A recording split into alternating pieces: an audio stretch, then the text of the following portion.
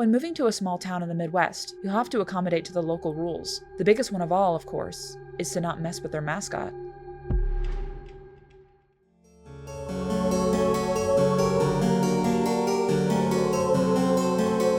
What's going on, guys? It's your BFF Snowy Oreo 663 here, right now, and for day 9 of the Scare-A-Thon, we've got a fun recent release with Clown in a Cornfield from 2025. Despite the really goofy name and premise, I actually really enjoy this one. This is another that I have seen, and I am tired of people judging this as a stupid, meaningless slasher. Correction, it's a stupid slasher movie, yeah, but it's not meaningless. And it very much knows how stupid it is. But hey, I want to tell you guys all about it. I'll start with a brief synopsis, go into my thoughts, and then head into spoiler territory with a full summary. Ready? Let's go. Quinn is a 17-year-old who's forced to move away from the city and into a tiny little town in Missouri with her father, Glenn, so he can become the town's new doctor. She meets a local and an awkward redneck kid named Rust who lets her know that there's plenty of weird people around. At school, after unfairly getting detention, she meets some kids more her speed. Ronnie, Janet, these two meatbags, and one who catches her interest, Cole. Cole is the son of the mayor and the great-grandson of the founder of the town, but the group is more interested in turning their town's mascot, Friendo, into a horror sensation online. At a Founders Day parade, the town falsely believes the group is responsible when some idiot accidentally lights the mascot statue on fire and breaks it. Spoiler alert, we never actually find out who this person really is. And the two meatbags go missing that night. After this stunt, Quinn learns the local rule: don't fuck with Friendo. Again, a really damn good time. This one knows you aren't supposed to take it seriously, and it openly mocks many of the typical horror slasher tropes. It's like we're in some awful 80s slasher horror movie in the corn. Which means what exactly?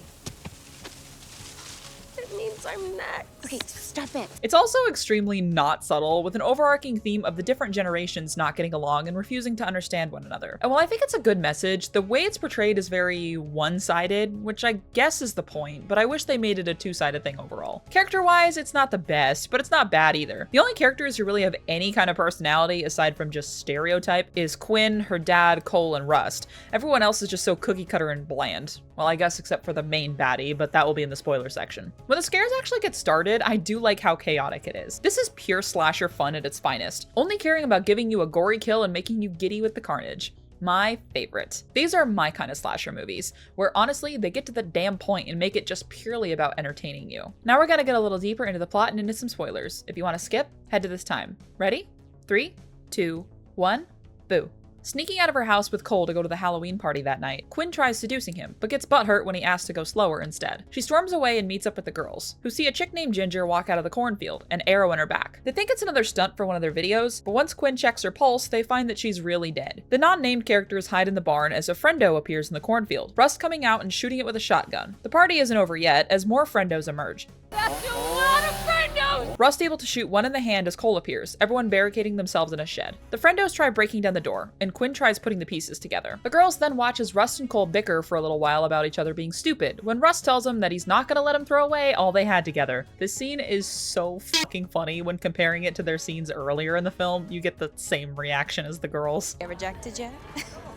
Cole rejects everybody. I never thought I'd say this, but I'm glad you're such a fucking redneck, Russ. Aw, thanks, man. I love you too. Russ and I used to go hunting together. Oh. Why can't They decide to crawl out through a sewage pipe while the boys rig the shed to explode as a distraction. Cole crawls to safety right as it goes boom, but Rust didn't make it out in time. The group is forced to keep going, cutting through the cornfield to get to the closest neighbor's house to use their phone. They get stopped on the road by an officer, who arrests Cole pretty much instantly, thinking it's a bit for their videos. Nice fucking town you got there. The girls then trek alone, running into some Friendos in the corn. Ronnie gets got with a chainsaw as Janet and Quinn make it to the neighbors. They find a rotary phone upstairs, but can't figure out how to work it, stopping when they see their photos printed on the wall, realizing that this was a trap. Downstairs, Janet gets stabbed with a pitchfork, Quinn taking it out of her to kill the attacking Friendo, leaving her all alone. She takes the neighbor's keys and tries to drive away, getting stumped by the stick shift and kidnapped by the clowns. She wakes up in a warehouse, getting the big reveal. To no one's surprise, the Friendos are all the adults in the town, led by Cole's dad, the mayor. He hates the youth and all that they stand for, saying that this is just one of the Founders Day traditions that they have to clear the town of the bad crop. He reveals Cole's set to hang, planning to blame him for the massacre. There's more reveals here that aren't super important, like Cole's dad burned down the local factory for insurance money, and then he blames Cole for his sister's accidental drowning death, but whatever. Cole then gives a sermon about how the old generation has to accept that the world is going to change with or without them. When Quinn's dad drives through the warehouse, Cole barely managing to stand on the roof of the car to save himself. Jesus. Oh yeah, Quinn's dad had a minor subplot where he was forced to operate on the friendo who got his hand shot off, but he took control of the situation and used their walkie-talkie to find out where they were meeting at. So anyways, Quinn breaks free and tricks the sheriff, killing him by stabbing him in the mouth with a cattle prod. Holy shit, yes. Quinn's dad gets shot and Cole's dad gets in the car, driving away to leave Cole dangling. Rust appears, shooting the noose to get Cole down safely, and the two finally make out. Yes, yes, the gays win today. Brokeback Cornfield. Quinn arrives and the rest get into another car, her dad trying to teach her to drive stick when another friendo appears. I can only assume this is meant to be Cole's dad, to which Quinn runs him over. The end of the movie shows Quinn moving away from the town, getting a gift of a self-defense baton from the boys. This was such a funny movie, ironically and unironically. I watched with a close friend who was a newbie, and we both laughed nonstop during this, and we were also hooting and hollering at the fun kills and goofy gore. I found the central theme pretty well handled. Again, mostly from one side, but that one side was honestly put beautifully in Cole's speech at the end, and works great for a film like this. I mean, in this age where the generations are more at war than ever, we need some silly shit like this. What a good time, seriously. I love how ridiculous this was, and honestly, despite being pretty predictable, the final reveal was super compelling and well done. I know it's not going to be a groundbreaking movie, and I think that works in its favor here. Too many movies nowadays take themselves way too seriously, and when they fail, it becomes terrible. With this, you only are going to get something silly, something that you can watch with a group of friends. And hey, that's what I love. I'm giving this one 3.5 out of 5 stars.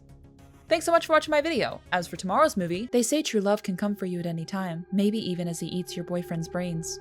Don't judge him. He's working on it. Bye.